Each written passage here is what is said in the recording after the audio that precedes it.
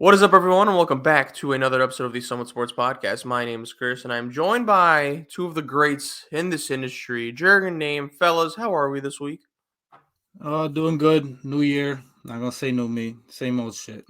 So here we are. We need some positivity. We need some energy on the podcast, boys. We need to do this for the people. As I always say, this is a podcast by the people, for the people. Ladies and gentlemen, Happy New Year. It's another 52 weeks, 365 days. I kind of wish I Googled how many hours and minutes and stuff were in a year so I could continue the joke. But irregardless, it is a new year to prove why the Somewhat Sports Podcast is the best sports podcast out there on YouTube and Spotify exclusively. And we are here with another banger episode, the first banger episode of 2023. Beautifully put, as always, Jurg. You're right. I guess Happy New Year to all of our listeners, all four of you, all five of you, according to Jurg. But The numbers, I did yeah. the Steiner mathematics, good sir. Can't ever go wrong with the Steiner mathematics. Those that IYK. But yeah, it's a new year, but the sports news cycle never stops. We have a pretty decent week this week because we've kind of come up with a pretty cool exercise for both sports that we're going to cover. So we're going to be covering NHL, NBA, and we're going to give our clowns and crowns of NFL Week 17, I believe. Right? Is it Week 17? C. Okay.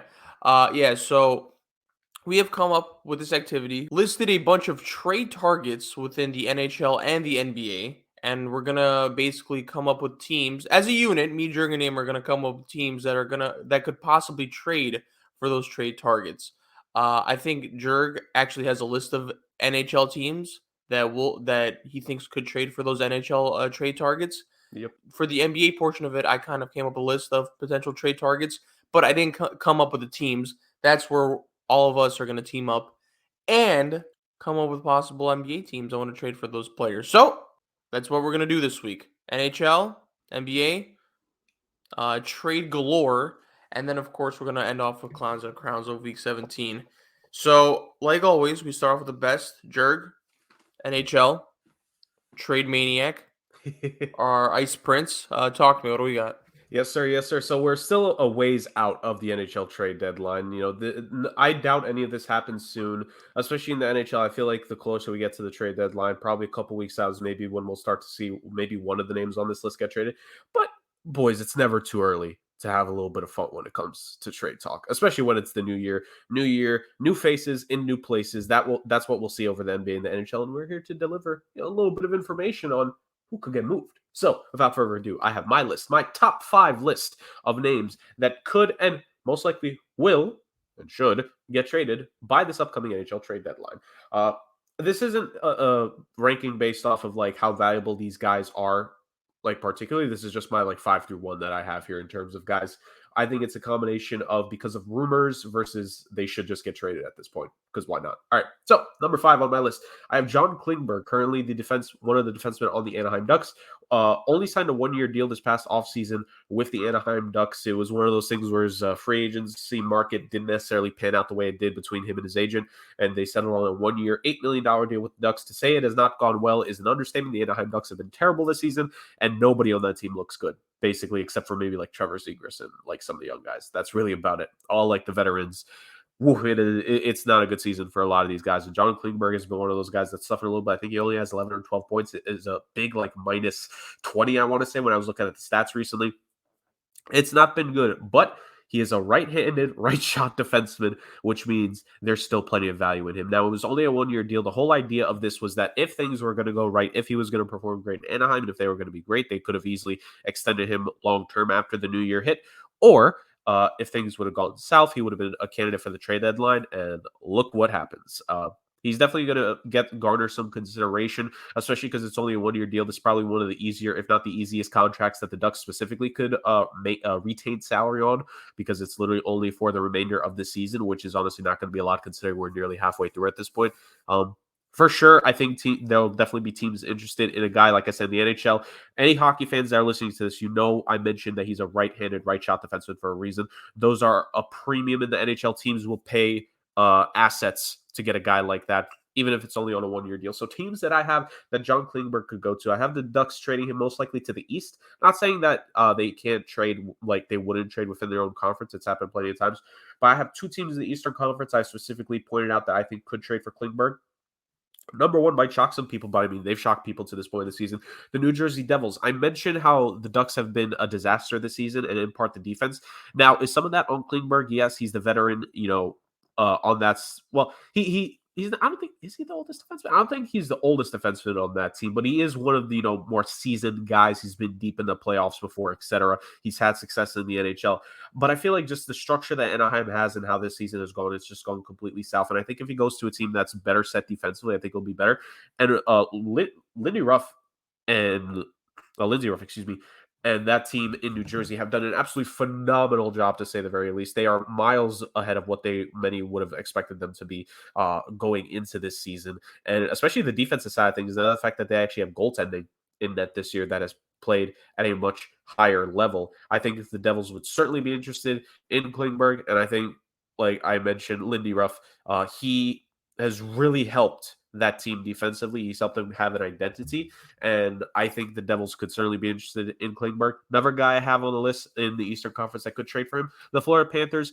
I just think that the Panthers this season has not gone the way they expected. I feel like they're going to make a trade here. The thing is that this would not require a lot of assets compared to what they wasted in years past, especially last year's trade deadline and this past offseason with trading for Matthew Tkachuk. Now, at the same time, are they going to be hesitant on pulling the trigger because of all the moves they've made? Maybe. But at the same time, I still think it is very much a possibility that the Panthers could get in on this. A guy that's only on a one-year deal, I don't think will command a first-round pick. And so I think that would help the Panthers. And if they don't need to trade a first-round pick to get him, I think they'll definitely be in the conversation for John Klingberg. Moving on to that, my next name on the list, one of the names I think people are not surprised to hear, he's only got 1 year left on his deal, forward for the Vancouver Canucks, Bo Horvat. Bo Horvat has been incredible for Vancouver during his tenure this season as well. He's a point-per-game player with 42 points in 37 games. But simply put, the situation in Vancouver has become untenable. There's a lot of locker room issues, chemistry issues, and just overall, it's a very clear picture that core there cannot compete at the level that many have expected them to for the last couple of years, and that I think the current management, which is headlined by Jim Rutherford, would expect. I definitely see Bo Horvat being dealt at this deadline, especially 1 year left, and all signs are pointing to him most likely not staying, especially because they already paid JT Miller last offseason, and they clearly gave the contract to the wrong player. They shouldn't have paid JT Miller. They should have gone with Bo Horvat. But you reap what you sow when it comes to making bad decisions. Who I have that could take Bo Horvat, I only have one team compared to everyone else who I have at least two teams for, but I think this team is going to make a run at it because I think this team has decided they have a window if their offseason moves are any indication. I think the Carolina Hurricanes would love to add a true bona fide stud number 2 center on this team in this lineup. Horvat along with Sebastian Aho. Martin Necas, I know, has played center before.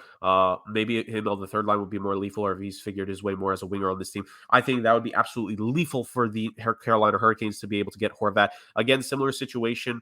With contending teams, it's always tough because of how close to the cap they go. But again, only 1 year left. I'm sure Vancouver would be willing to retain salary if it meant they get a pretty penny back in this deal. And for a guy like Bo Horvat, who's proven to be point per game, who's been absolutely phenomenal, to say the very least, in his time, in his tenure recently, especially the last couple seasons, he's really blossomed into himself as a player and a leader. I think the Carolina Hurricanes, who during the offseason traded for Brett Burns, traded for Max Pacioretty, and now you get Bo Horvat. This team wants to make a run. They want to prove that last year they should have gone further than Game 7 of the second round. I think they very much could potentially do that, and I think Bo Horvat would be the big name that could get them over that hump in the playoffs and potentially get them into that Final Four. My next name on the list here, Timo Meier, winger on the San Jose Sharks. So sticking in the Western Conference, I don't know if many people realize that at this point, but it's predominantly a lot of Western Conference teams that could be sellers in this upcoming trade deadline season. 38 points for Meier, and I believe 39 games played was the stat. Basically, a point-per-game player has really showed that he's a very good winger. Throws the body around a little bit, but it's his outstanding goal scoring that he's able to do. Guy, good build, hits a little bit, but mainly is a goal scorer. I'm sure people are going to be very interested, especially, again, 1 year deal or 1 year left on his contract. Essentially, I want to say it's only $6 million this year. It's $6 or $7 million on the cap of this season. Again, similar situation to the last two guys. It kind of mirrors that. Teams that he could go to. I have two teams that I think would be interesting. Number one, a team that definitely needs to fill in with a more consistent player in the top 6 is the Toronto Maple Leafs. I feel like the Maple Leafs are, for the most part, set. They have their core four with Matthews, Marner, Nylander, and Tavares.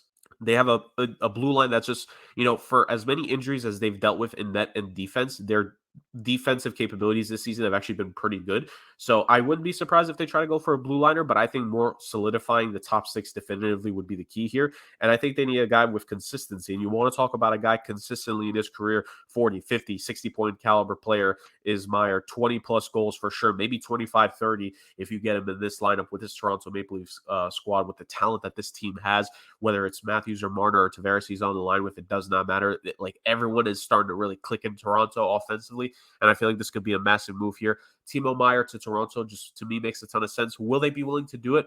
It'll be remain to be seen, because the thing is that their general manager is on the final year of his deal. They have yet to extend him. And while I'm sure he wouldn't mind making his deal, will upper management that goes even beyond him, will they be willing to make the deal if they aren't fully, bought in on their general manager, because they clearly haven't extended him? That remains to be seen. But I think Timo Meier would make a lot of sense for Toronto. Although one more team I do have that I think could be a little sneaky here come the trade deadline. Don't count this team out, guys, is the New York Islanders. They are much closer to a playoff team than what they were last season. They're starting to look a lot better. Well, they are definitely a lot better than what they were last season by all things considered.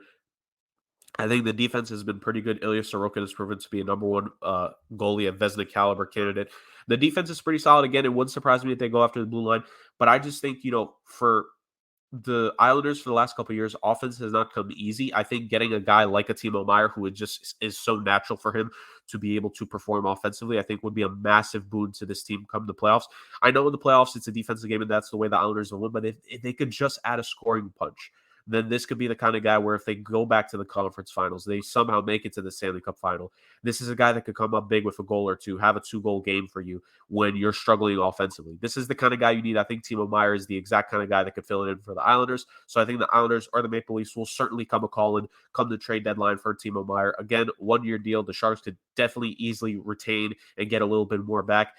There's going to be a sweepstakes. This is one of the guys I think will definitely get moved. And if the Sharks play this right, they will get a nice package for him as well.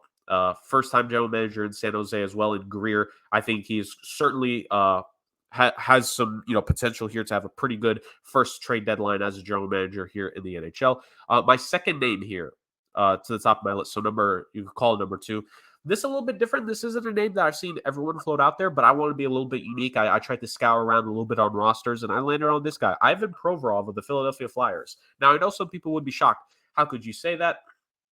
Unlike a lot of these other guys, he's still got 2 years left on his contract after this season. He seems to be a fixture in Philly. He has been a fixture in Philly. He's nearly played 500 career games for the Flyers, a little over 200 career points. How could you say that? I just don't think with this first season in John Tortorella, the way that the Flyers have collapsed after the beginning of the season where they actually look good. But again, I was one of those people. You can't judge a team by the first 10, 15 games. You got to let it play out. And lo and behold, the Flyers have been god-awful after the first month or so of the season.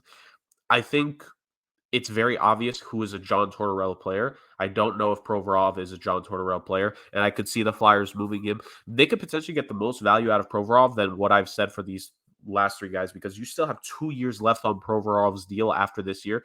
That makes it even more valuable. You're not just trading for a temporary rental. You're trading for a guy for a team that you would assume would have a window of at least 2 more seasons after this year. So I most certainly think teams would be interested. One team that I've seen in a specific, article about this was like a trade deadline idea article for the Flyers if they did decide to blow it up, was the LA Kings. I think it makes sense. The LA Kings desperately need like a definitive left defenseman on their team, left-handed, compared to all the righties that they have. I think Provorov would fit in seamlessly there with that core that they have in LA. Mainly an offensive guy I think would help. I think he's fine defensively. He's not elite, but I don't think he's terrible. Again, I just think everything's going wrong for the Flyers, that it doesn't look great, similar to Anaheim. I think Provorov would be a boon for LA, and I think LA would be good for him as well. The team that I think would be an upset to get Provorov, the Seattle Kraken. Chris's Seattle Kraken. Fucking go, son. I feel like the Seattle Kraken, they're creeping into the wild card hunt. Now, it's difficult because a lot of the wild card teams right now are definitive teams that we would have had going into this year as playoff caliber teams. So I don't know if this is the year that Seattle makes the playoffs. But again, Provorov has 2 more years after this season. And I think he could definitely make a role for himself as being the definitive top offensive defenseman in terms of being a point producer on this team. They just don't have that.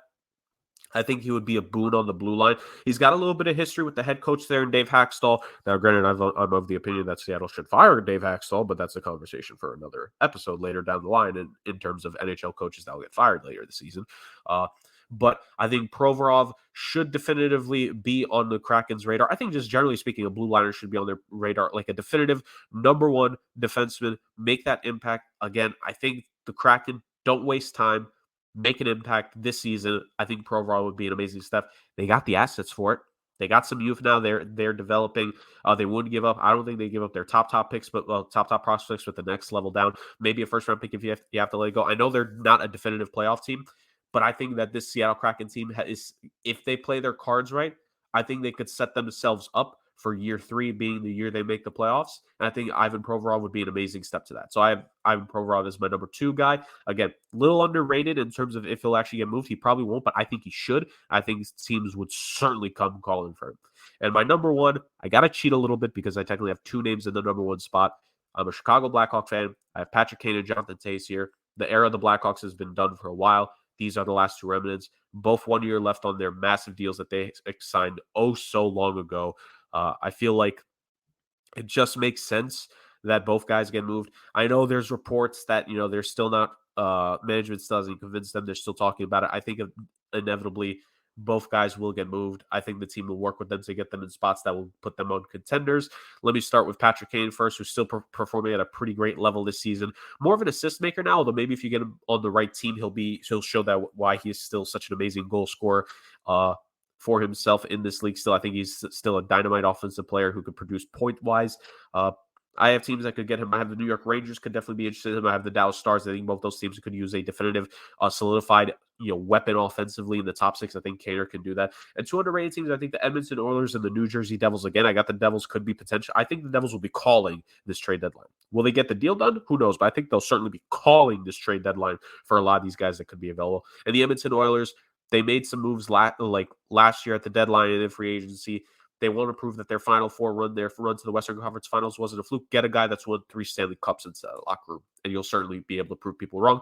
Then let me move on to the captain, Jonathan Toews. Oh, captain, my soon-to-be former captain. How I will miss you so. Teams that I have Toews are going to, I think the Minnesota Wild could definitively use a guy as their even number 1 center, really. He could easily slot right in. He would be the best center walking in that locker room today if they traded him there. And there's a little bit of history with the Chicago Blackhawks and the Minnesota Wild in terms of trading. It was the Blackhawks who traded Marc-Andre Fleury to the Wild last season. So it would be 2 teams that just made a move semi-recently, revisiting things and maybe working on a new one. Whereas the other 2 teams I have still in the Central Division. So I have Jonathan Toews staying in the Central Division definitively here. I think the other 2 teams I think would be great fits for him would be the Winnipeg Jets. It's a homecoming. It would make sense. But the Jets have been a shockingly good team considering all the locker room stuff and what has happened the last year and a half in terms of what's transpired there in the organization. But I think he would be an amazing addition there for Rick Bowness and that team. And I just think he would be a great presence in that locker room. And I would slap the C on him immediately. They took away the captaincy from Blake Wheeler. This is what a real captain looks like, Winnipeg. And I think he would be a great addition there. Last team I have is the Colorado Avalanche. Again, they won the Stanley Cup. They want more. And I just think it makes sense. They need a definitive number 2 center. They've been kind of banged up this season, but they're still definitely in the playoff race for sure, of course, with the amount of talent, of natural talent on that team. I think Toews going in second line center behind Nate McKinnon. You have that defensive first guy who's still actually producing not at a bad rate points-wise the last couple seasons for himself. I think it makes sense there as well for a team with Stanley Cup ambitions. Again, get a 3-time Stanley Cup champion in there. Get one of the top 5 captains in the NHL over the last, decade plus. Even top 3 captains, I'll say. Yeah, fight me on that. But yeah, I think that's definitely going to happen. I think the Blackhawks era comes to an end. I think both guys will be traded come the trade deadline, around the trade deadline, and they'll be on teams that will certainly be making runs, because if you're going to trade for all these guys I listed here, you got to be a legitimate playoff team, and you got to have some big aspirations come the Stanley Cup playoffs, because it's all about hoisting Lord Stanley at the end of it. And those are my top 5 names that I have at this point in terms of likely trade candidates. Technically 6. I had to cheat a little bit there. But yeah, those are my top names. I think definitively majority of these guys do get moved. I'm kind of iffy on Provorov getting moved, like I said, because I don't know if the Flyers will do that, because they're the Flyers. They don't necessarily make the smartest decisions. And I know there's the rumors about the Blackhawks maybe not trading the 2 of them right now, still trying to work things out. I really hope that's not the case. I think it's time to move on from this era of Blackhawk hockey and move on to the next one. And I think trading those 2 guys will have to be the transition that has to be made. They've gotten rid of / lost basically everyone else at this point. These are the last two remnants. I would like fairy tale endings are nice, but we don't always get those fairy tale endings. And I think that's going to be the case here. I think Kane and Tays do get traded this 2023 NHL trade deadline. There will be more deadline and trade talk in the NHL, of course, as we get closer to it. This was just a preliminary list that I just wanted to put the names out there and start to put the feelers out there because, guys, the next thing we know, we blink our eyes, we snap our fingers, and it's trade season in both these leagues. Yeah, for sure. For sure. However, Jurg, I will say this. I don't think there was a Rudy Gobert trade in the NHL that kind of broke the market to a point where we're getting stagnant in the trade market. But that's what's happened in the NBA. That's what's pissing me off. Yeah, really bad segue. But we're gonna head on over to NBA land where we're gonna talk about possible trade targets and maybe some NBA teams that could be interested. But we'll leave it up to the fans. No, we're not. Okay, so what I have done is that I have compiled a list of so I was looking through every NBA team, and I have compiled a list of possible players that could get traded within the trade deadline. I didn't come up with teams because I came up with a lot of players actually, but I'm going to read the list, and then you guys or us as a collective unit are going to come up with possible teams that could be interested in those players. Sound good? All right, I'm going to take that as a yes. Because I know dudes are going to take 5 hours to unmute themselves. But, yeah. So, I actually have a decent list. I will say, though, I'll split this into thirds, okay? So, I'm not going to say the whole list all at once. Okay, so I'm going to say a few players, and then we're going to give our predictions on if they'll get traded or not, and then we'll go with the next batch of players and then the next batch of players, okay? So my first batch of NBA trade targets, possible NBA trade targets. And then, of course, we'll have a free-for-all discussion. Anyone could jump in. I have Evan Fournier, Derrick Rose, Cam Reddish, Miles Turner, Buddy Hield, yeah, I know, John Collins, Kobe White, and Nikola Vucevic. Fellas, of those players, has anyone stuck out to you that you think could get traded? Now, I think we've ad nauseum talked about Buddy Hield and Miles Turner getting traded. However, I don't know, man. The Pacers look decent as of now. And now I don't know if they're going to be sellers. They could possibly be buyers. Now, if the right, price comes their way, I'm pretty sure they'll pull the trigger. But I don't think it's a foregone conclusion that Miles Turner and Buddy Hield gets traded. Now, for the Knicks, I think it's going to be tough to trade Evan Fournier because who the fuck wants Evan Fournier? I was just about to say, yeah. Come on now. I did say when I came up with this list, these are the players that I think that teams want to trade. These are the players that the teams want to trade. I'm not saying that these are a guaranteed lock that these players are going to get traded, but these are the ones that I think if the teams were to make moves, these are the players that would get shipped out. So no one's going to want Evan Fournier. He does have a year left on his contract, so if anyone wants a shooter that is going to be an expiring deal next year, I don't think it's necessarily awful because he has a team option after that. Derrick Rose, I think, could be interesting for a few people. And then we have Cam Reddish. Cam Reddish has been such a mystery to me because the talent's there, but for some reason, any team he's been on doesn't want him long term. Atlanta, I think there was too much of a, I guess, what do you call it, an influx of wings to a point where he didn't fit. The Knicks, I think they should have. I don't know why the Knicks don't want him. I think it's more of a thing of Tibbs, him not fitting Tibbs' archetype, whatever the fuck. And then John Collins has been in trade rumors since I was in high school. And then we have Kobe White and Nikola Vucevic. I think the Bulls are such an interesting team because I don't know what they're gonna do. They should be sellers. I don't know if they could afford to be sellers from a PR standpoint. Nikola Vucevic, I think, is interesting though because he's up for a contract soon. But I don't know, man. It hasn't panned out for them, but you did give up 2 firsts for him, so you're gonna have to try and make up that capital you gave up. So, of those players, gentlemen, do you see anyone getting traded? I'll start off with Dame since I haven't heard from him since yesterday. Dame? I'd say Cam Reddish just because of the fact the guy's not playing. They're not even gonna try to play him, and Tibbs came out and said that he's not even gonna try to play him unless something crazy. I mean, RJ's been hurt, and they're still not giving him regular playing time. Unreal. It was the perfect opportunity to just slide him in there, but they're still not doing it. It's hard to find a team because they said the Knicks, I think, are looking for a protected first or something like that. I don't know who's Yeah, going to the give price that is up. too high for Cam. I don't know. I don't know who's going to give that up, knowing that the Knicks literally don't want him. They kind of like tank his own trade value. You always see the Lakers, but the Lakers are always interested in everybody with absolutely no trade assets. Denver, I think, would be a good place for him. Okay, I like that. Denver, obviously the number 1 seed right now in the West, tied for her with the Grizzlies. You have Jokic there. You have Jamal Murray. You have all these kind of guards. I forgot who's the other guard they have that's doing pretty good for them this year. Bones Highland. Yeah, him. There you go. And they need like wings on the outside. Obviously, Michael Porter's always hurt. As good as he is, he's always hurt. So just bring in a guy like Cam Reddish who can space the floor out, hit some threes, play some defense. As long as you play him, he's a good slasher as well. And obviously Denver giving up a protected first, or I'm sure that price is going to go down to like a second rounder or something like that. I think for Denver, it's a really good deal for them, especially because he's young too. He could kind of mesh with all their other young talent that they have. So I think Cam Reddish going there, not having to kind of like take on a big role. He could kind of ease himself into it and really work on himself, and then maybe get a bigger contract this offseason when he's on a winning team and people get to see him more. Yeah, wow, Nuggets is a good team, Dame. Very good. Yeah, I also, coincidentally, I think the Grizzlies could also use Cam Reddish. I think their developmental staff is actually really good, and I think he would do well for that team. I think Cam kind of meshes well with the Grizzlies for some reason too, because the Grizzlies are like this. They're a really good team, but they're also young as well. And I think there's a lot of defensive potential with Cam Reddish, to be honest. Denver, I think you got me on that one. You sold me on that one because they need. I don't know about you guys, but Denver needs some I don't know if you guys think the same way. They need some bench depth badly. Yeah, badly. And like Cam isn't like the best prospect here, but I mean him and Bones off the bench. What about the Rockets? The Rockets, that's a good spot too. I mean, they're obviously rebuilding. They're nowhere near to win. And it's a good spot for him to just go there. And it's kind of opposite of his role would be in Denver. I think more would be expected from him there, but he could really show out and showcase all of his talents there.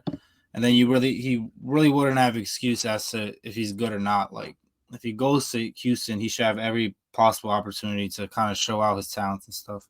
For sure. And like there's not a lot of pressure. I think you need to put your head down. The media won't be on you. It's not like Cam Reddish has ever been labeled as like this head case, but I do think you get away from the spotlight, you get away from New York. You're gonna get a role with the Rockets because they suck in the rebuilding, so you're gonna get playing time. Then it's on you. However, the Rockets vibes aren't as good. I don't think the vibes are great in Houston. I don't know what that team is doing. I just think they're waiting for James Harden. Oh God Almighty, Jesus Christ! I mean, they're accumulating young talent, but like there doesn't seem to be a plan in place, which is awful. Jurg, any? Yeah, I was actually just the quick on the Rockets points. I was going to say that I think Houston is just collecting young talent for the heck of it.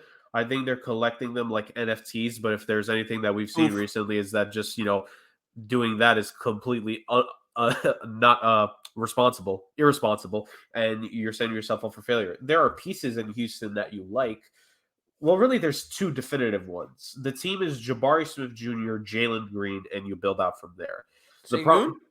Oh, my bad. Sengun as well. He's played well enough to be in that spot as well. But like aside from those three, I don't know if there's a plan on how to surround them. I always make the argument that you cannot just have a team full of just 20-something-year-olds and no veterans. And you look at this team right now, the only players above the age of 25 on this team are Jayshawn Tate, so no, Garrison Matthews, who is that, Boban Marjanovic, poor Boban, and Eric Gordon, who he's been in trade rumors for we were all still trying to get our bachelor's degrees when we heard about Eric Gordon trade rumors. So like, come on now. Like this team is so poorly built. The rebuild has not gone. It's weird to say this. They have the pieces to have a core of some sort. Yeah. But the problem is that you need to fill out the rest of the dang core, and you don't have that. So I wouldn't do that to Cam because I want good things for him, and I want him to go to a stable organization for the first time in his career. So I'm with Dame. Send him to Denver. Let's get him in a Denver Nuggets jersey.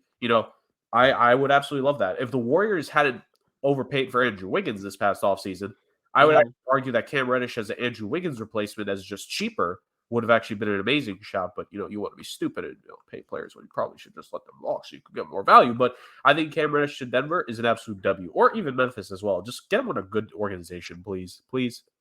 For sure. I mean, he has so much potential, bro. Holy shit. And I can't believe he's going to be struggling to get like a second contract. I mean, he's going to get a second contract. I wonder where. And like my bad. He's gonna get like 1 or 2 prove-it deals. Like he's gonna have to get like a 1-year prove-it deal, and then he's gonna get like one more 1-year prove-it deal, but that's at like a higher salary. Like that's what it's gonna be for Cam. Faux show. Okay.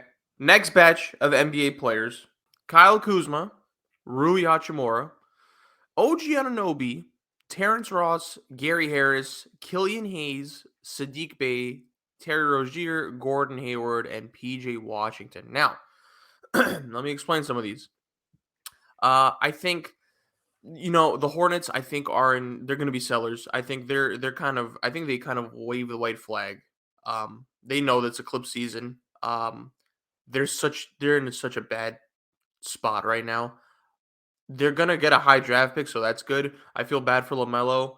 But they need to get rid of Terry Rozier and Gordon Hayward and like all those quote unquote vets that aren't like crazy old, but like they're just like individual talents that like aren't really helping them as a team. They don't really have like a young core, and which is kind of coincidental because PJ Washington, I do think it might be on the market as well because he's due for a contract this year, isn't he? He might be a restricted free agent by the end of the. Yeah, he is due a contract this time. Yeah, so I don't know. Jordan's a cheap fuck. It's just PJ Washington's kind of like. And I think the talent is there for PJ Washington, but like the Hornets have always been not a good organization. Like they haven't been the best at developing. They got lucky that they have LaMelo. LaMelo's going to re-sign there because money talks. But oof, it's looking rough there. I mean, I think the team is going to like trade for Terry Rozier. I think Hayward's going to be a little more tougher to kind of get rid of. But Rozier, I think. I'm not going to – no shot with the Lakers shit. I don't give a fuck. I always see them in the trade rumors. Coincidentally, I do think the Nuggets could also use someone like Terry Rozier if they don't go for someone like Cam Reddish. Because I do think if the Nuggets are going to get rid of draft capital, they'd want like a surefire product that could help them. And I think Terry Rozier is that guy. Sadiq Bey and Killian Hayes. Some reason Sadiq Bey has been in trade rumors. I don't know why Detroit would want to get rid of Sadiq Bey. He also just hit a game winner last night, by the way. I've always been high on Sadiq Bey. He is that wing that I think you can kind of build upon. That is a great fit next to Cade Cunningham and Jaden Ivey. I was about to say Killian Hayes. I think he has the makings of a possible 3-and-D, elite player.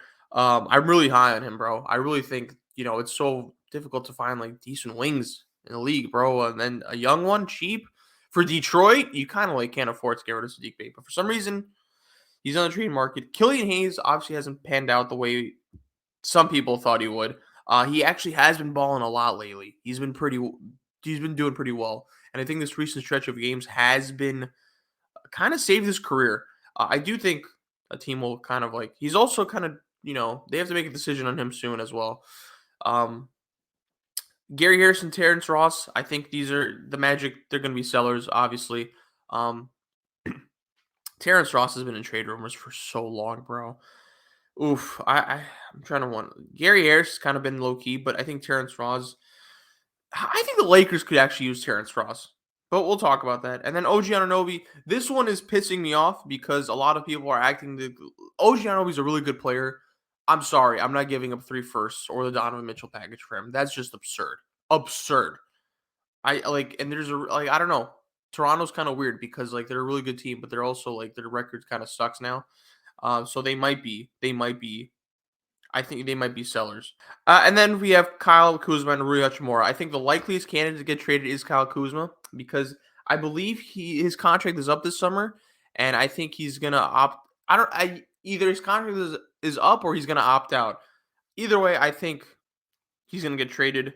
But yeah, fellas, most likely candidate to get traded out of that batch of players. Jurg, let me start with you. I think the easiest answer would be Kyle Kuzma for this one. Yes, absolutely. And I've been making this argument even since last season when the Wizards traded for him, is that you have a number of assets that you could deal there.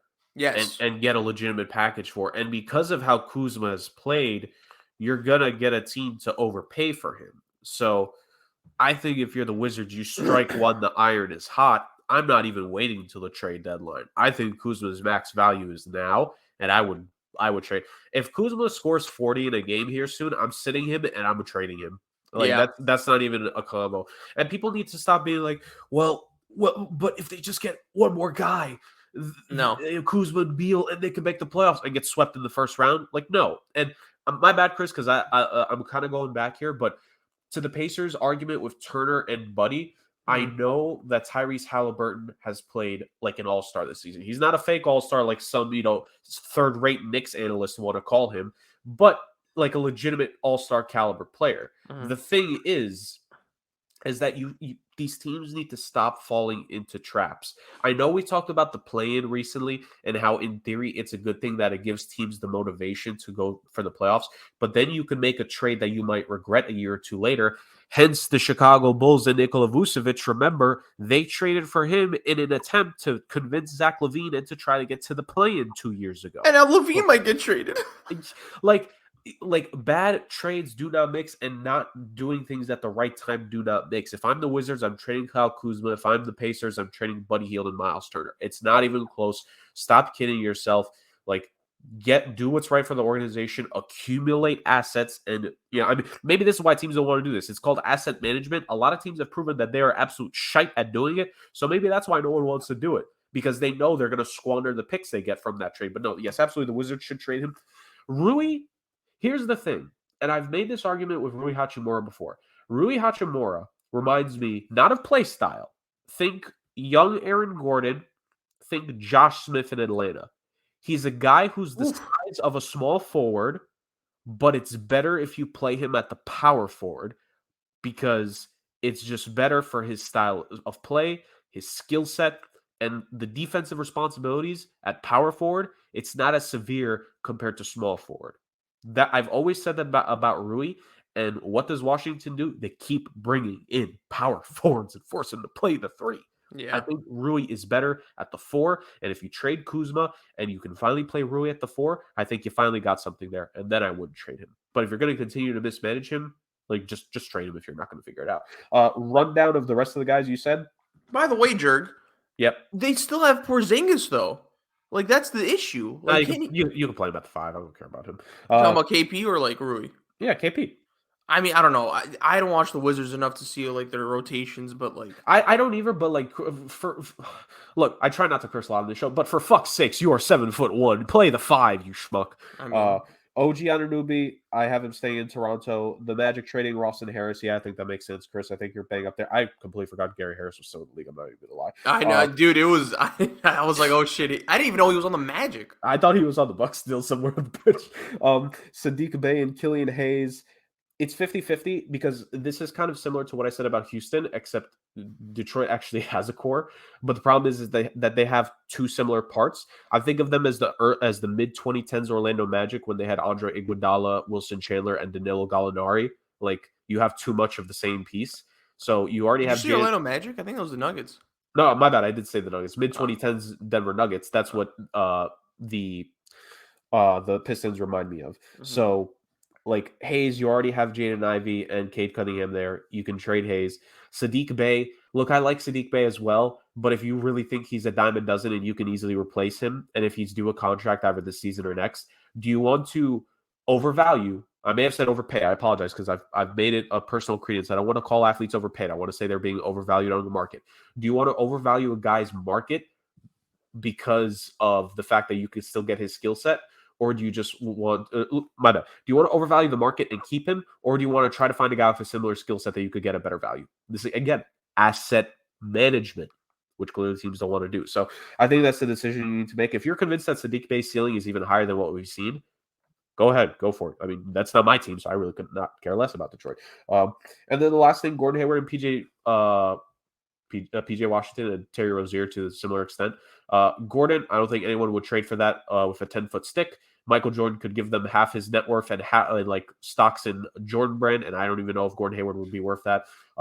Terry Rozier, he was given a contract extension, so are you willing to pay a bad defensive point guard $24-25 million? That's on you.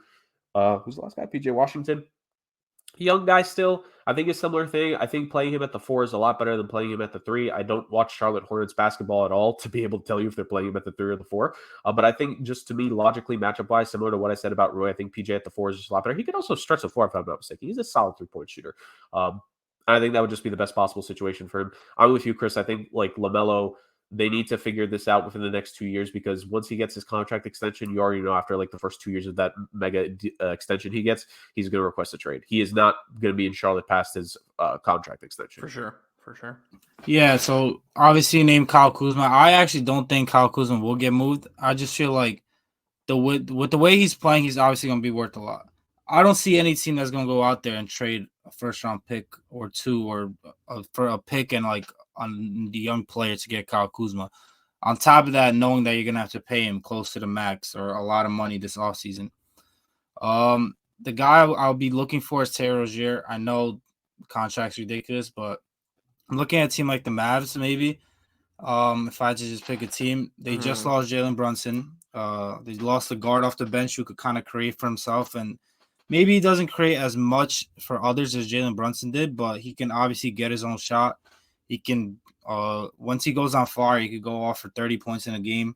And that's something I think the Mavs are missing. Obviously, they went and got Christian Wood this offseason, but like he's not that guard that could go take the pressure off Luka. Like Luka kind of still needs to create for Christian Wood. So I do think they're missing that guard next to Luka or off the bench when Luka needs a break, whether it's on the bench or off the ball, that can kind of go and create offense by himself. And the way I'm looking at it is Terry Rozier is the best option now. Obviously, a lot of money. I don't know how they're going to make that money work. I know the Mavs have a bunch of guys that they're paying, so I'm sure they could kind of make the contracts worth. It's just about what value they're going to give up. But yeah, Terry Rozier I see as a good asset to move. PJ Washington, obviously they can move too. But again, like the fact that he's going to have to get paid, I don't see teams really ponying up to pay what the Hornets are probably going to ask for. Terrence Ross, I mean, that guy, like just like John Collins, has been mentioned in trade rumors for forever. But I do agree with Chris on that.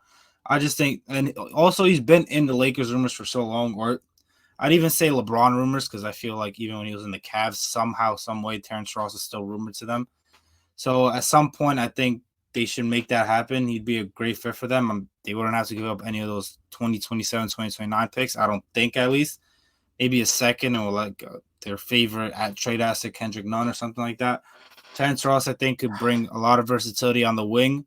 Could shoot three. Not the elite defender, but he's long and lengthy. He could better what they have, to be honest.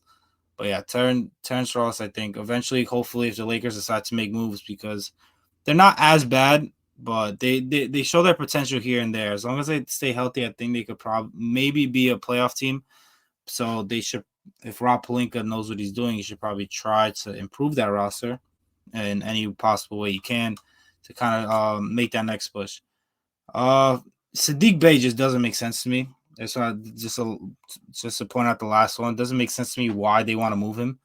I think he's a stud. Not like a star player or a superstar, but I think he's a stud role player. Yes. I think a lot of teams could really use him. That's a guy I would trade a first-round pick for, even if it's unprotected. Obviously, if you're not one of the worst teams in the league. If you're like one of these 16 to 30 teams that are kind of vying for a playoff spot and aren't going to have like a top 10 pick, I think you go out and you trade a first-round pick for Sadiq Bey. And clearly, if the Pistons are kind of dangling him out there as a trade candidate, I think that's something that could possibly get done. He's an elite three-point shooter, obviously young. Probably doesn't have to get paid for another year or two, too. So, my opinion, that it's mind-boggling why he's on the trade market. But if I'm any team that's not kind of rebuilding and not towards the bottom of the draft, I think I'd go out and get him. I wish the Knicks went for Sadiq Bey. Yep. But, dudes want to like think Tobias Harris is interesting. Whatever. All right. Next batch of players. We got Eric Gordon, Josh Richardson, Jakob Poeltl, Malik Beasley, Mike Conley, Jordan Clarkson, DeAndre Ayton, Jay Crowder, Marcus Morris, Robert Covington, Norman Powell. I mean, I kind of just threw those in just to like have some Clippers in there, maybe spice things up.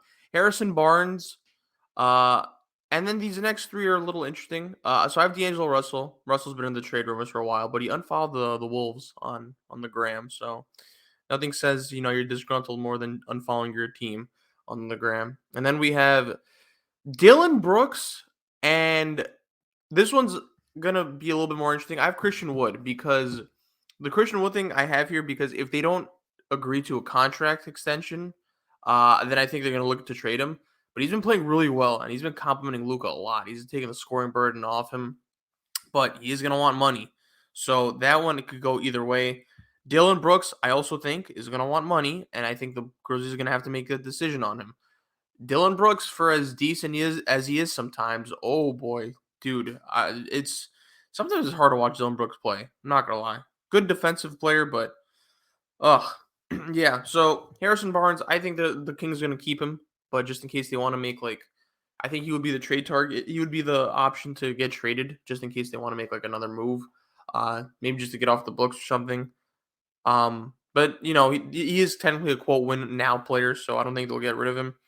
Powell and Covington, I don't know. It's just that the Clippers, I feel like they're still missing something. I think one of them would have to get traded if they wanted to trade for a center possibly. Marcus Morris, I think, has been in trade rooms before. Again, I think these three are going to stay with the Clippers. I just don't. I just think if they were to make a trade, one of them would have to go. The Clippers have an absurd amount of depth. So those are just kind of throw-ins just to kind of get the Clippers on here. I have DeAndre Ayton just because the vibes are garbage in Phoenix, and he did want to leave in the offseason. And I think, is he allowed to get traded this season, or has it been this month or December? I think he is. That he's eligible to be traded. Maybe not now, but maybe within the next week or two. Yeah. Okay. Yeah. So I remember it was January. So I don't know. Phoenix is so weird. Because dude, they've been on a losing streak, and now they're they're in the play-in picture, and they're a few games away from dropping out. The West is so tight right now. A certain podcast called that, by the way, going into the season. Not to gloat, but it's going to be weird. I don't know. I don't think they're going to trade Aiden. I'm just saying it is. Just keep an eye out because he did want out. Crowder. I think they're looking for a trade partner. He has to get traded before the deadline. I mean, it's been noted since the offseason that he wants out. Clarkson and Connolly. So I have Jordan Clarkson, Mike Connolly, and Malik Beasley. I don't know. I think the Jazz will eventually be sellers. I mean, we're done with this. They're 9th, 10th place now. It's been cute, Utah, but let's be real here. You're gonna be sellers. I don't know if they're gonna trade Jordan Clarkson. I actually think that he might be a piece to a young core. I mean, I don't know if he's even young now, but Clarkson's been in the league for a bit. But I don't know if they'll trade him. If they do trade him, I think they're gonna ask for a lot. I think Connolly is the most likely candidate to get off the books here. A veteran team who, will need a piece as they make a playoff push would probably be interested. Malik Beasley has been in trade rumors before. I do think Beasley could be a very good complementary piece. I'm going to always revert back to Denver just because I think they do need some bench depth, and they don't have a lot of, pieces to offer. But I think Utah's going to want draft capital. If Denver thinks they're right there on the threshold of winning a title, then you might have to pull that trigger. And I think, Malik Beasley would be a big boost off that bench for them. Yeah, and then I have Jakob Poeltl, Josh Richardson. Spurs are in tank mode. Those are two players. I don't know if the Spurs should trade Jakob Poeltl just because they're so thin on the center depth. But if they get a good offer for him, I think Jakob Poeltl's been in the Raptors sites for a bit now, but I don't know what the Raptors are doing because the Raptors might sell. Josh Richardson, I think he's going to be gone. I was going to put Doug McDermott here, but I don't know. I don't know if the Spurs will get rid of both of them. And then I have Eric Gordon. Eric Gordon has to be gone at this point. He was there's been no improvement to the team. I know the Knicks have been in that trade rumor. I don't know why, but whatever. Again, if you could shoot threes, if you're a veteran that could shoot threes, who could still be productive, I think you're going to be in the trade market. Especially if you're on the tanking team, you're going to be in the trade market this year. And then D'Angelo Russell, we've talked about D'Angelo Russell and where he could go, but it's going to be, it's not looking good in Minnesota. We predicted that as well, but I don't know. a lot of these players are players that we've talked about before, but I just don't know which teams could trade for them. But like, they gotta be moved at some point, right? A majority of them. So, Dame, let me stick with you. Any names there that kind of caught your eye or have caught your ear that you think will be traded? D'Angelo Russell for sure. I mean, clearly it's not working there, like we all predicted. Not even us, it's most of the world that literally knows anything about basketball. And I don't think it's mainly because of D'Angelo Russell. I think it's the fact that you think that Rudy Gobert and Karl-Anthony Towns could have worked. But D'Angelo Russell, I think he just looks like he doesn't want to be there either, and you just get that vibe. And I feel like you've heard trade rumors about him this past offseason and last season as well. I think he's on an expiring deal, if I'm not mistaken, or 2 years left, something like that. But it's not that long of a contract. Where he could go, that's tricky. I would say Miami maybe. Miami could be a spot where he could kind of maybe like revive himself. That I don't know what's going on in Miami. I guess Jurg could fill us in later on, but I think Miami could be a nice spot for him. Yeah, I feel like everyone plays better in Miami, so maybe that could help. I don't know what to do with Kyle Lowry. I don't know if they'll move him somewhere else in the kind of 3-team deal, or they'll kind of keep both to try to make it work. Maybe bring D'Angelo off the bench. I don't know, but I think that could be a spot for him. I forgot who else you mentioned. I just had something in my mind. Oh, Christian Wood, I know you mentioned, and I know I saw a thing that said that if they can't come to extension, they might trade him. I mean, this kind of goes back to my thing with Terry Rozier. They kind of need someone to get the pressure off Luka. After not signing Jalen Brunson, that's a big missing piece for them. And I don't know what they're going to even get for Christian Wood. I don't know if there's a player out there they could trade Christian Wood to kind of get that piece that they need. Because I think they need Christian Wood, and they still need that guard off the bench, or that they could put next to Luka to take some responsibility off him. I think if you get rid of Christian Wood, that just leaves two like massive holes in their team. So it's gonna be interesting to see. I really can't pick a team for Christian Wood. I mean, unless they just want to do a straight up swap with Christian Wood for Terry Rozier. But like I said, that still leaves a big gap on the front court for them. Who else? You mentioned Jakob Poeltl. I mean, the Spurs literally are playing for nothing, so I feel like they should trade him and get literally any possible assets that they can, and to really take this rebuild to fully. The Raptors, I think that's like the only team I personally saw that's been linked to him. But again, who knows what the Raptors are doing? I doubt they're going to give any true assets to the Spurs for him. So it's going to be interesting to see what happens there. But Eric Gordon, I mean, yeah, like you said, he just got to go. He doesn't want to be there. They don't want him there. They just got to kind of find the perfect spot to put him in. Obviously, Lakers are always going to be mentioning him. I don't think they get it done there because I think he's kind of worth more than a guy like Terrence Ross, in my opinion. So they probably get more than the Lakers could offer for him. But I think a definitely contending team, whether it's in the West or the East, maybe even Dallas could use a guy like Eric Gordon, or a team in the East, a team like the Celtics or the Milwaukee Bucks could use someone like that. So those are a couple of teams. I think Eric Gordon would definitely be a perfect role player to bring into one of these top contending teams, not one of these young rebuilding teams. Well, I have a good amount listed, so I'm just going to go what I have written down. Starting with the Clippers, Chris, I think, to your point, the Clippers are still to this day being hamstringed by that Paul George trade. Like, they have players to trade, but they don't have many other assets to trade. Their two best assets to be able to pull off a deal are kind of their two best players, but that would only be a thing if they were just completely blowing it up, which I don't think Steve Ballmer is going to do at any time. I think he's going to ride or die with the Paul George Kawhi combo, which, I mean, plenty of dying on that one. I get your point. I think like trying to upgrade from the likes of Powell and Rocco and Morris, like I could see, but at the same time, it's like those are all guys I think teams know. Like Dane said, like yes, they're proven commodities, which is a good thing, but I think there's a limit on how many of those guys could you really package to get one player. So I think the Clippers roster, unless there's some magic move that they could pull off, which if they can, more power to them. But I think the Clippers themselves are set. I don't think if they can't make an improvement, I don't think they would make a trade just to make a trade. I don't think that would be a smart thing for your roster, which is like still trying to come together here with technically you have both Kawhi and Paul George again, but you kind of only have one of them. So there's that. The Utah Jazz, I'm with you. We've been saying this on this podcast for a while. We were not fooled by the fact that they were like the top team in the West in the first like 15 games of the season. I think we even said it on the podcast after that, like, hey, they're going to fall out of that spot within a couple weeks' time. And lo and behold, like they're gonna tear it down. Like you said, Mike Conley, the contract is kind of tough, but I feel like someone would be willing to take him. See, the thing is, we're listing so many guys that could be traded, but there's only so much trading that can happen. So realistically, how many of these guys could get dealt? So I could see Mike Conley still being there. Jordan Clarkson, I think, would get traded. To your point on his age, Chris, he's 30. So he's a 30-year-old coming off a Sixth Man of the Year season. Did he win it last year or the year before? No. Tyler Hero won it last year. Clarkson won it the year before. So 2 years ago, he was the Sixth Man of the Year. Still a good player, 20 points per game. Clarkson could definitely get traded from that team. Malik Beasley, I would actually want to keep if I'm Utah. I think he's a solid piece to be there for the next young core that comes in as a good veteran. I actually wouldn't want to trade him unless you got like a package you weren't expecting. Then like, okay, sure.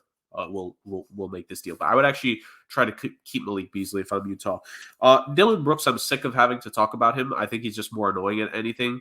He's a 3-and-D player, but sometimes it's just the 3 and not the defense, and sometimes it's just the defense and his 3-point shots. It's like, why are you shooting these threes? He's ugly as fuck too, bro.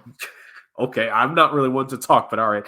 But yeah, Dylan Brooks to me, like, would Memphis want to trade him? Probably, especially because he's the one that keeps trash talking Klay Thompson into Klay dropping like 50 on them or 50 in general. So maybe, but at the same time, what NBA general manager would say, you know what, I willingly want to give up assets for Dylan Brooks? I don't know about that. I just don't know. The whole Christian Wood thing, I think Mark Cuban just needs to bite the bullet. I think he needs to give him the contract. I think Christian Wood has played great as a secondary scorer to Luka. I think, like Dave said, I think they need to find a way to keep Christian Wood and get one more guy there. But how they're going to do that remains to be seen. I don't know what their draft capital is. I don't think there are many assets on this team that are like of the same caliber as some of the other teams we're talking about, like in terms of some of these other guys. Like, hypothetically, if the Wizards wanted to trade Rui, I think you could that could net you something. If the Hornets wanted to trade PJ, I think that could net you something. If the Knicks wanted to trade Cam, I think that could get you a definitive role player back. I don't know what you could get back with any quote-unquote other young players on the Mavericks roster on that end. The Phoenix Suns, my God. They have certainly collapsed from 2 seasons ago when they were up 2-0 on the Milwaukee Bucks. Hey, boys. Jay Crowder, I think, will get traded. I think it's just a matter of who he can get traded to. I heard Miami earlier in the season. It wouldn't surprise me. He's been in Miami before. He's had success in Miami before. But I just think Jay Crowder being traded is inevitable. I think Miami could work. I think Denver could work even, again, as a 3-and-D player, as another wing. We talked about Denver needing wings. Maybe they're in the same conference, yes, but at this point, do you just trade the guy just to get him off the books and get him out the locker room? DeAndre Ayton, it's still an interesting situation. The problem with Ayton is that you could see him get traded, but I cannot think of a team off the top of my head right now that would deliberately say DeAndre Ayton is going to take us to the next step. I just can't think of it. So I wouldn't trade for DeAndre. It's kind of wild the way we're talking about him now because, Chris, in the offseason, we were talking about DeAndre Ayton to the Pistons, teaming up with Cade Cunningham. And remember that? Yeah. That was a time, to say the very least. I mean, maybe there is a team that would want to visit that conversation. Well, I mean, I don't think he'd do it, but like, would an Ayton for Hield and Turner swap make sense? At this point, does Indiana want to do that? The Pacers didn't want him. I mean, those are two guys. Turner's on an expiring deal. Is Hield on an expiring deal? I'm gonna check. So, I mean, maybe that could be worth it, and then you could finally put the Lakers, Russell Westbrook for Buddy Hield and Miles Turner rumors to rest as well, so you kind of knock out 2 birds with 1 stone there. But yeah, I don't think they're going to move DeAndre Ayton just to move him for no reason. I think they need something back to definitively make it worth it. And Miles Turner would be worth it. I think he's better than DeAndre Ayton defensively in terms of the potential impact he can make. And I think Buddy Hield as either a 3-guard lineup or as their 6-man would be nice. So maybe that could actually work out. I think we just solved the Suns' problems right there. So DeAndre in there in Indiana, I mean, they wanted him anyways. So it all comes back full circle, boys. The last players that I have listed, and if I missed anyone, Chris, you let me know. That's worth it. Harrison Barnes, I actually think it's tough because, yes, he counts as a win-now player, but his 3-point shooting is down from last year. And I think there are guys, I think Malik Monk has taken his scoring role, and I think Keegan Murray has taken his positional role. I think the Kings would unload Barnes if they can. But again, that's a conversation of who would take him on Do you need to add anything extra in the deal, et cetera, et cetera? I think that's a case of if they could make the deal, they would, but I don't know if that deal is available to make. You know what I mean? So I think Harrison Barnes stays in Sacramento. And the last guy, D'Angelo Russell, I really find wild the age that we are in, where as soon as an athlete unfollows the team, it's like, oh, they're gonna get traded. Except this might actually be one of the few times where that actually matters. So D'Angelo Russell will be traded out of Minnesota. I think it's been I see this as three ways that this got completely derailed. One, when it was just him and Cap before they drafted Anthony Edwards, they were both so injured and were unable to play with one another that they never got to have a real chemistry. Two, Anthony Edwards came in and was way better off rip than what most people would have expected, and he basically took D'Angelo Russell's role of being that perimeter scorer next to their big man. And three, the Rudy Gobert trade that just threw this roster out of whack, and of everyone that's suffering, Anthony Edwards is not suffering. I mean, Karl Anthony Towns is Karl Anthony Towns. So someone has to suffer, and that's been D'Angelo Russell. I don't know who would willingly trade him, and I don't know what they would trade back. I don't know. I know Dave mentioned Miami. I can't tell if that's a blessing or a curse for my team. In reality, I'll be real. If Miami could get D'Angelo Russell and just trade Kyle Lowry and maybe like one other piece, I would consider it. But the problem is that how do you stack the lineup with D'Angelo Russell and Tyler Hero? Because as much as I will give Tyler Hero credit for being much improved this season, I think D'Lo kind of takes the ball out of Hero's hands, and I don't know if I want that. I really don't. Hero's been great, boys. Yeah, he is. And I think D'Lo would take the ball out of his hands too much. And I think those are two similar guys, and I would just stick with the guy I have right now. So I don't even know if I would want D'Lo in Miami from that perspective. I just don't know where you could trade him.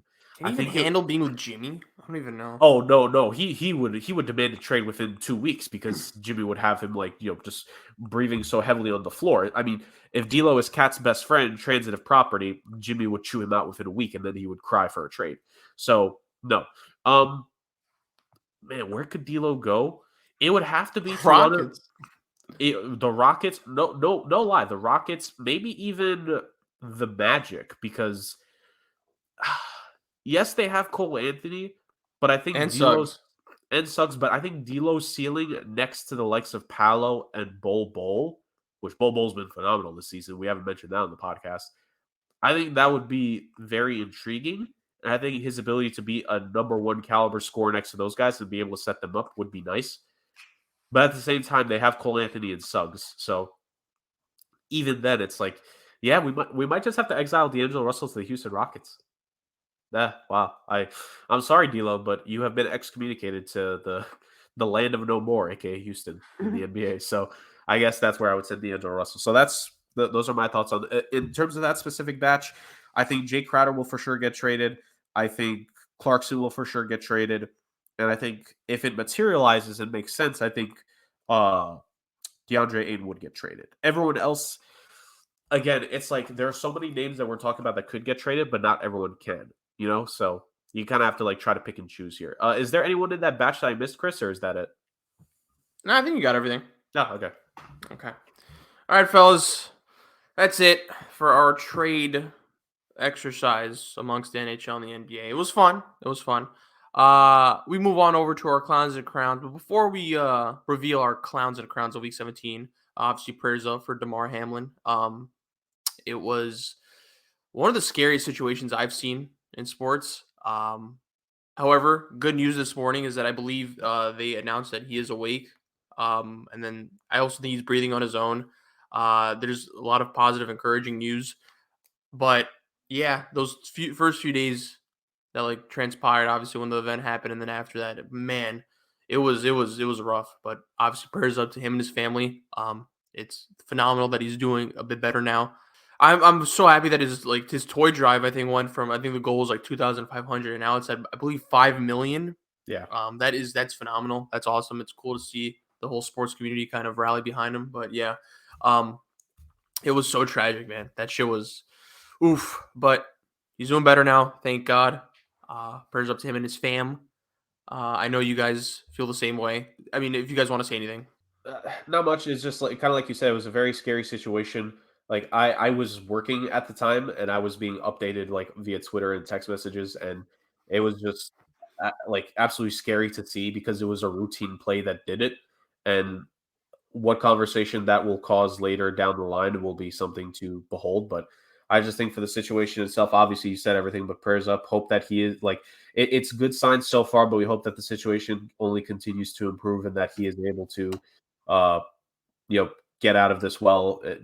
Obviously, you see what he means to that locker room, but just like on social media, it's honestly wild because I saw a day or two ago a clip from an interview he had very recently stemmed about how he I don't want to misquote necessarily, but it's like he basically talked about making like being thankful for the gift that he has every single day to be able to go like play in the NFL and to just like be here in general. And to hear that and then to see that happen is just very brutal. So obviously from this podcast, from everyone, of course, that like watches football, just any human being in general, hope the best for him.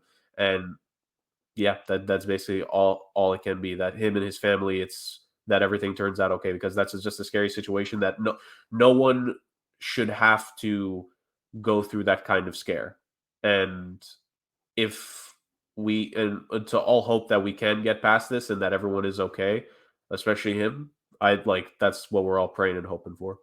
Yeah, of course. I mean, it was super scary watching it. You just maybe thought it was like a concussion or neck injury, like he's just gonna get carted off, get the thumbs up, but then you don't see the guy, you don't see him getting carted off, you don't see a thumbs up, you see them going to commercial and just over and over, and then just showing the players how emotional they are. Then you just knew it was just a unique situation where you never seen something like this happen. So it's definitely scary. But you're hearing great news on his progress health wise, so that's very good. Everyone's been praying for him. Hopefully, everyone keeps praying for him, and hopefully, he makes a full recovery at some point. For sure. All right, let's move on. It's such a hard segue. Clowns and crowns of Week 17. NFL season's already almost over, fellas. It's kind of surreal. We're already at the tail end. Playoffs right around the corner. But, playoffs may be around the corner, but clowns and crowns Are forever. Yes. Jurg, let me start with you. We're going to start with clowns, and we're going to end with crowns because we like winners on this podcast. So, Jurg, your clown for NFL Week is 17. The Miami Dolphins for losing to the New England Patriots for several reasons. One, it's because it delays them getting into the playoffs a week more now, potentially. Two, it gives the Patriots a shot in the dark of potentially making it to the playoffs, which I'm not a fan of in any which way, shape, or form. They just completely blew that game. The fact that Teddy Bridgewater did he get hurt? Is that why Skylar Thompson got hit? Yeah, his pinky. So one of his fingers got like. Oh, Jesus Christ. These Dolphins quarterbacks could not stay healthy. Yep. So now the Dolphins' hopes rely on Skylar Thompson. So I think Miami season is done, basically. The Dolphins are my biggest loser here. My clown is the New York Jets. You had your shot, fellas, and you lose. You only put up 6 points in a must-win game. Mike White was not good, much to Damien's satisfaction, of course, but it was. That sucks. I mean, look, Jets making the playoffs would have been great and all, but I don't know. Like, I would have rather them miss the playoffs just because, like, I didn't want to see this roster currently constructed to kind of make that playoff push. It's just I would have rather them kind of go in with a new quarterback and like their O-line a bit healthier. Maybe make some moves in free agency, but yeah, it was. But still, it's just like in a must-win game, it was kind of a pathetic performance. I still have to put you as a clown because. When it mattered the most, did you shrink? So, Jets, once again, you missed the playoffs, but it's okay because you're trending upwards. That is my clown for Week 17. Can't blame Michael for when you have Mike White as your quarterback. Anyways, my clown of the week is Justin Fields because I'm sick and tired of everyone praising him like he's what like, the fuck? The Jets or some other team missed out on not drafting him because he literally sucks. He went 7 for 21 with 75 passing yards. And I don't want to hear shit about his rushing yards. If you want to rush, then go be a running back. You're a quarterback. You should not go 7 for 21 and throw for 75 yards and average 3.6 yards per attempt. That's ridiculous. That's embarrassing. That's against the Detroit Lions, too, who are arguably the worst pass defense in the entire league. Zach Wilson threw for 330 against them. So that tells you that much. But yeah, maybe this is a little biased, but I mean, you clearly see by the numbers that he's definitely a clown this week. Okay, I'm just avoiding that one entirely. Yeah. Let's just ignore that one, sucks. ladies and gentlemen. There's Nah. nothing to ignore. The guy That's- sucks. He's shut up, overrated. shut up, Better shut than up. Zach Wilson. Dude, fucking put up Zach. All They're right, I don't want to hear they're this. both garbage. We're literally losing subscribers. We're literally losing subscribers. I'm just being honest. Yeah, what'd you say? You don't give a what? I don't know about that. Yeah, let's just avoid that one. All right, let's Crowns, Jurg, please save us. Yes, I will. I gotta give credit. I gotta give my crown to Mike Tomlin and the Pittsburgh. I'm sorry, Chris. Look, they've done an amazing job. They've won 4 out of 5 of their last 6 games. When everyone thought they were dead in the water, they've done absolutely phenomenal. And again, you know what, boys, I actually had to go back to this. So this time last year, I think like a week apart in terms of like the specific date in January, but this time last year, the Steelers beat the Tyler Huntley-led Baltimore Ravens late in the regular season last year on a last-second win, and they do the same exact thing this year. Kenny Pickett, apparently 6 minutes left in the fourth quarter, he becomes one of the top 10 quarterbacks in the NFL because he apparently can sling it and not throw any interceptions. He makes Matt Canada look like a decent offensive coordinator in the last 6 minutes. Will they do much if they get into the playoffs? Probably not, but honestly, the Steelers team has played great. They play the Cleveland Browns next. This is my hot take, along with giving them my crown. I think the Steelers are going to get the 7th seed in the AFC. I think they're going to win it over everybody else, and I think it belongs to them. So congratulations, Mike Tomlin. You somehow dragged this sorry team into the playoffs yet again. He does it every year. I don't know how he does it. I mean, yeah, shout outs to him. By the way, Dame, for clowns, you could have really picked the Panthers. Like that was right there. Anyway. There's nothing to clown them for. I mean, I don't know. I know it's Brady, but like literally an NFL quarterback threw for 75 yards. If he's not a clown, then I don't know what a clown is. I don't know. Panthers are clowns. Okay, my crown goes to the Green Bay Packers. Man, talk about a team that kind of, a 360 or is it 180? A team that turned their season around. 180. Yeah, 180. 360, they would have been the same. Yeah. I'm stupid. But Packers, like they were down and out. Now, I think they're likely to get into the playoffs. They still have to beat the Lions, which is not going to be easy. But shout out to them, man. They were down and out, and now they're about to go into the playoffs. They're going to be a problem for who they play, and they beat the Vikings handily. They beat them pretty badly, actually. But, I mean, everyone has their thoughts about the Vikings, which is fair. But, they caught fire at the right time. Like, we always talk about momentum, especially for NFL going to the playoffs.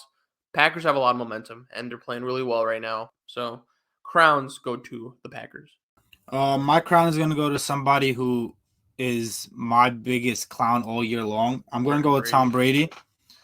Tom Brady in the biggest game so far this season for them throws for 432, 3 touchdowns, and only had 11 incompletions on 45 attempts. I mean, I could have won Mike Evans, but the fact that he had Mike Evans go for 200, Chris Godwin 120, I'm going to go with Tom Brady here. The Panthers defense isn't that bad, so it's a pretty tough defense to go against. Obviously, playing for a division, that's a lot at stake. And just to put up enormous numbers like that, I think he definitely deserves a crown this week. Yeah, the Mike Evans ones, he was Yeah. You could have easily been our crown. Jesus. By the way, I don't know if anyone had him in fantasy. I know, but Jesus, he went off. Nobody that had Mike Evans in fantasy went far, right? So yeah, doesn't matter. Hey, that last week though, he underrated guy. He's got 9 straight 1,000-yard seasons for his career now. Like to start his career, that's wild. Yeah, people pay attention now because he has Brady, but yeah, Bucks. Oof. Damn it, bro. No one could have beaten them, man. I can't wait till they lose in the playoffs. I just need them gone. Yeah, but I don't think they're going to lose to the Cowboys. Spoiler alert. Fucking Christ, man. This is like, would you rather be killed by like poison or get killed by a knife? Because like, I don't want Brady in the playoffs, but man, Panthers in the playoffs would have been awful to watch too. But I don't know. Yeah, that'll wrap up our clowns and crowns for week 17. Boys, that'll do it for this week. Fun episode. Very fun episode. We did our thing. Jurg, where can they find us on the socials? Guys, you already know you can follow us at somewhat.sports on Instagram to get the latest updates. Our last week of our NFL Weekly Predictions is coming up here very soon. By the time you guys listen to this, it'll probably be up there. which means it is almost playoff time. Starting on the show next week as well on the podcast Instagram page, somewhat.sports once again. We'll be putting up our playoff predictions as we always do. The NFL playoffs has been like one of the landmarks on a yearly basis that the show looks forward to, and I cannot wait for us to go into the playoffs, go through each round, see how many predictions we get right, and see who ends up hoisting the Lombardi Trophy at the end. So if you want to get all the updates that we're going to give on that, as well as polls come playoff time, it is somewhat.sports. And to listen to the show, Somewhat Space and Sports on YouTube and Spotify. Like, comment, subscribe to YouTube. Listen to us on Spotify. Give us a review. Leave us 5 stars. Let us know anything and everything. If you guys want us to talk more about other stuff, please let us know. If you guys like what we're doing, if you want more games, if you want more fun stuff, please let us know. I said this at the front. I'll say this again. This is a podcast by the people, for the people. And 2023 will be one of the landmark years for the Somewhat Sports Podcast's lifetime. Beautifully put, as always, Jurg. Beautifully put, as always. Jurg and Dame, thank you so much for steering the ship with me. You guys did an awesome job. To all the listeners listening, if you made it this far, we appreciate you. And until next time, peace.